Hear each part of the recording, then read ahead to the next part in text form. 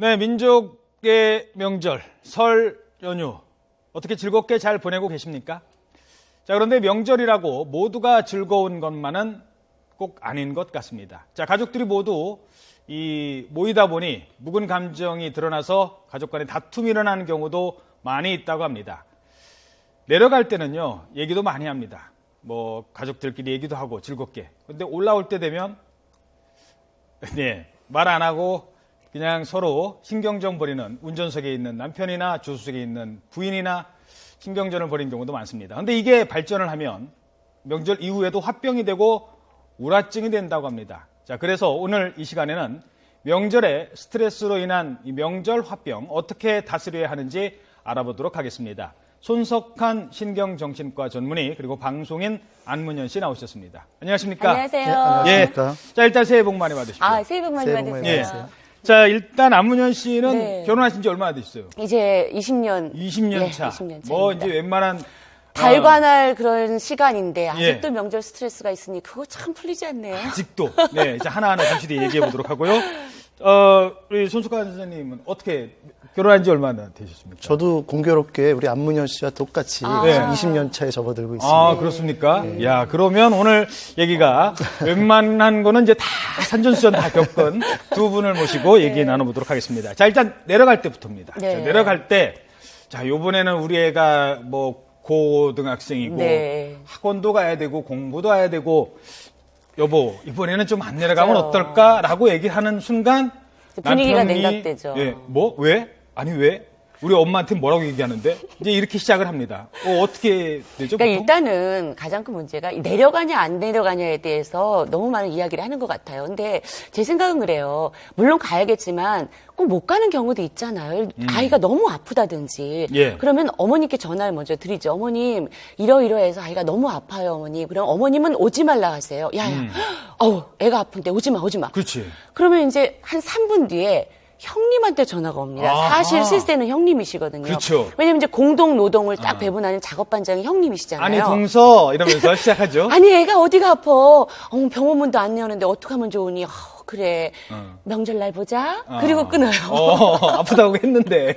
아프다고 충분히 얘기를 했는데 예. 이렇게 해서 이제 내려가냐 안 내려가냐 문제가 여기서 되니까 가는 발걸음이 즐겁지 않고 나를 배려해주는 사람이 하나도 없구나. 이런 마음을 확 품고 가게 되는 거죠. 그렇죠. 자, 그리고 나서 내려오는 순서도 문제입니다. 누가 먼저 내려가서 누구는 먼저 가서 전 부치고 일 다 하고 있는데 누구는 좀 이제 늦게 온단 말이에요. 막내 며느리 늦게 맞아요. 오면. 그거를 이제 어머님이 잘 분배를 해주시면 아무 불만이 없거든요. 근데 항상 노동은 약한 자에게 집중이 됩니다. 약한 자라는 건 전업주부. 큰형님은 예를 들어서 어떤 집은 큰형님은 맞벌이니까 못 오시고 또 막내는 또 임신해서 못 오시고 늦게 오시고 그러면은 중간에 남은 전업주부가 미리 와서 야 장까지 같이 봐야 된다 그래가지고 어떨 때는요 전업주부인 경우는 남편보다 더 먼저 가가지고 한 이틀 가가지고 장부터 보고 이런 경우가 있거든요. 사실 이제 며느리들 욕을 많이 해요. 그까지 그거 전 하나 붙이는 거 가지고 뭘 그러냐 그러는데 따지고 보면 이 며느리들도 어디 가서 봉사할 때는 막 300인분 막 그냥 밥도 하고 이런 며느리들이에요. 봉사 나가면. 근데 시댁에 가서만은 유독 그렇게 혼자서 노동을 하게 되고 배려해주는 마음이 없고 그러니까 억울한 마음이 쌓여서 더 가기 싫고 그렇죠. 짜증이 나는 것 같아요. 예. 자, 이럴 때 이제 남편들도 이제 보통은 남편이 얘기를 많이 듣습니다. 부인한테. 이런 경우 저런 경우. 근데 그걸 또 형제들 모인 데서 부모님 앞에서 다 얘기 못 하잖아요. 이거 또 어떻게 해야 됩니까? 그러니까 사실은 지금 얘기가 나온 대로 이 명절이라는 기간 동안이 정말 그 집안의 어떤 가족적 분위기라든지 여러 가지 형제 간의 화합의 정도를 알아볼 수 있는 시간이거든요. 그러니까 우선은 뭐 자기 자신 어떤 이기주의적인 시각에서 벗어나서 배려해주고 이타주의적인 시각에서 좀 해야 되는데 현실은 그렇지 않을 때 이제 문제가 있습니다. 그렇다면 지금 말씀이 나온 대로 예를 들어서 내 아내가 조금 고생을 하고 수고하는 것 같다. 그러면 가장 우선적으로 배우자인 남편이 지지와 격려를 충분히 해주는 것이 중요하겠죠. 다만 이것을 좀 현명하게 할 필요가 있습니다. 현명하게 어떻게 그것이 하는 뭐냐면 예컨대 전체가 모인 장소에서 뭐 드러내놓고 아내 편을 들거나 혹은 내 아내가 아닌 다른 뭐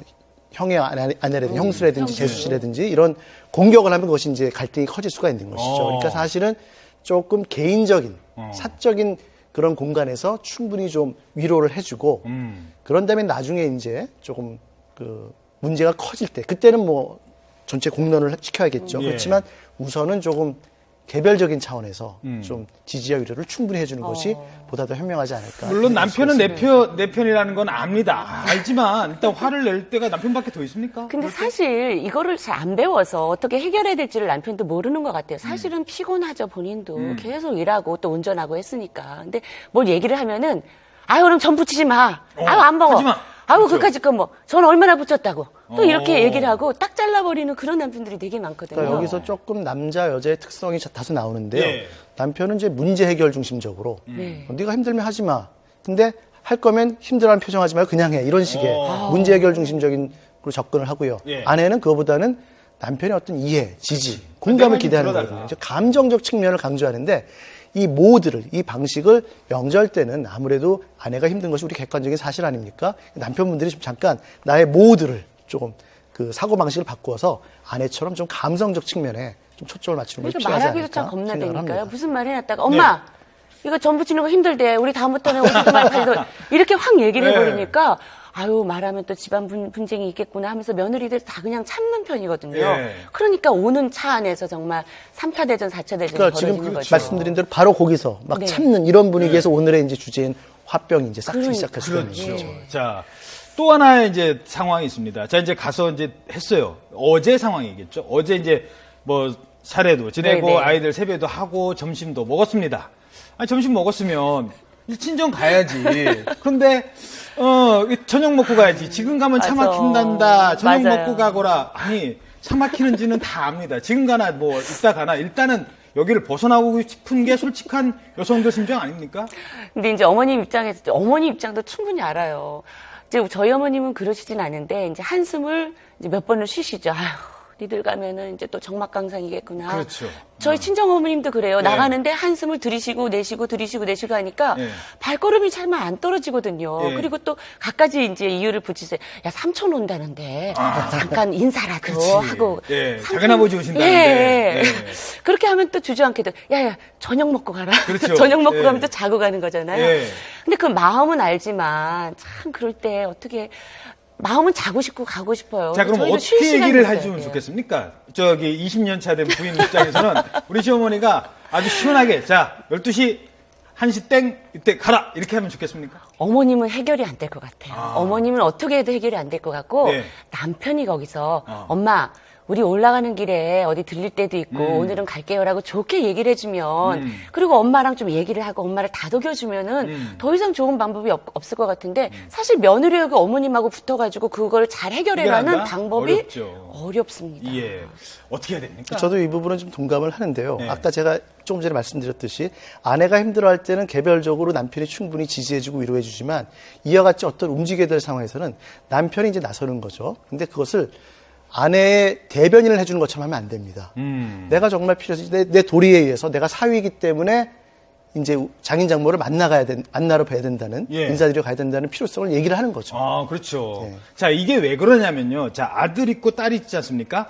아들을 보내야 딸이 오는 거 아니겠습니까? 그 집도 며느리인데 우리 딸도 어느 집 그렇죠. 며느리면 우리 아들 보내야 우리 며느리 보내드려야 우리 딸이 오는 거 아니겠습니까? 근데 가만히 보면은요, 네. 이제 어머님의 마음을 이해하는데 남편도 그냥 어머님처럼 그냥 자기 옛날 친구도 만나고 좀 있었으면 하는 마음도 있는 것 같아요. 왜냐면 자기 집이고 편하니까. 그리고 친정에 가는 것, 처가에 가는 게 그렇게 좋은, 아주 환영할 일은 아니다는 느낌을 주니까 거기서 더 자꾸만 트러블이 생기는 것 같고 문제 해결이 잘 안 되는 것 같아요. 예. 그래서 보낼 때는 확실하게 보내주면 딸도 오고 참 좋을 텐데 참 어렵습니다. 예. 자, 그럼 뭐 이것도 있고요. 또 하나는 이제 이런 겁니다.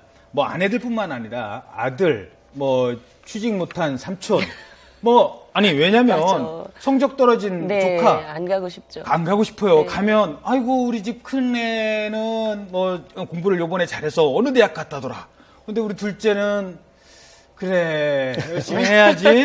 아니 그거 자체가 듣기 싫은 얘기고요. 그다음에 누군 뭐 시집 가기 싫어서 안 갑니까? 왜 꼭 볼 때마다 남자 한 번 소개 안 시켜주는 이모는 왜 얘기를 하시는 건지 그런 경우는 어떻게 해야 될까요? 이게 참 명절 때 사실 그 가족 친척들 모여서 반갑죠. 그리고 근황이 궁금하죠. 그러니까 애초에 동기는 그렇게 부정적인 동기는 아닐 겁니다. 정말 걱정해주는 마음으로 취직 걱정하고 또 혼사 걱정해주고 또 궁금하기도 하고요. 근데 문제는 그것이 잘 풀리지 않는 당사자, 조카, 손자의 경우에는 그것이 굉장히 상처를 입을 수가 그렇죠. 있죠. 근데 우리가 이런 일가 친척들이 늘 365일 같이 1차 가족처럼 지내는 것이 아니잖아요. 명절 때 모이기 때문에 불필요한 오해와 갈등이 싹틀 수가 있죠. 그렇다면 이런 부작용이 예상을 된다면 차라리 얘기를 꺼내지 않고 오히려 좀 편안한 얘기, 건강이라든지 아니면 좀 덕담 아하. 이런 네. 위주로 좋은 좀, 얘기. 예, 누구에게나 이야기를 좀 해볼 좋은 필요가 있습니다. 얘기가 있지 않습니까? 덕담도 이제 어머님은 아버님은 계속해서 덕담이라고 하시는데 아이들이 또 듣기에 계속해서 반복하시니까 저는 아이들이 무엇을 좋아하나를 한 번쯤은 생각해서 연예인이라면 좋은 것 같아요. 엑소를 좋아하면 저 같은 경우는 미리 이제 조카들이 뭐 좋아하는지 해가지고 엑소 좋아하더라고요. 그럼 거기에 대해서 한 번이라도 후루룩 읽고 가서 그 얘기를 주로 엑소 하거든요. 얘기해주고. 네. 네. 왜 거기 불려갔었니? 이런 얘기 다 듣기 싫어하잖아요. 그렇죠. 또 세뱃돈 주면서 한마디 할 때 그게 다 바뀌니까. 그래서 저는 연예인 얘기하고 그러니까 화기애애하고 참 좋더라고요. 그러면 그 조카에게 칭찬하기 얼마나 많습니까? 하다못해 키라도 컸잖아요. 네. 야, 지난보다 너 많이 큰 것 같다.